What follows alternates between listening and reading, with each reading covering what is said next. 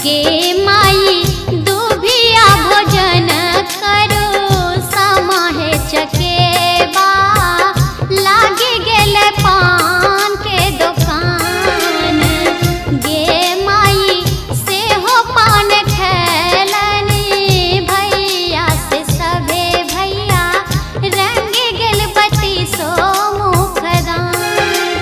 गे माई दुभिया भोजन करो समाहे चकेबा लागी गेल पान के दुकान।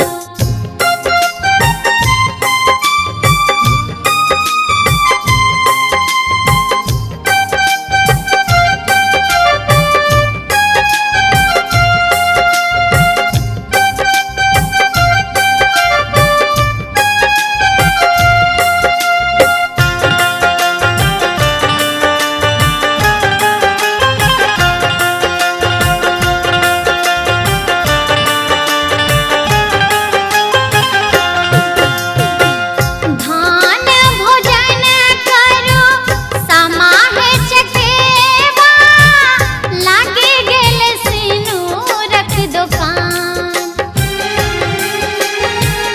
धान भोजन करो समाहे चकेबा लागे गेल सिनुरक दुकान। गे माई से हो सिनुर लगबती भौजो से अइहब भौजो जुगे जुगे बनन अहिबात। गे माई दुभिया भोजन करो समाहे चकेबा लागी गेल पान के दुकान।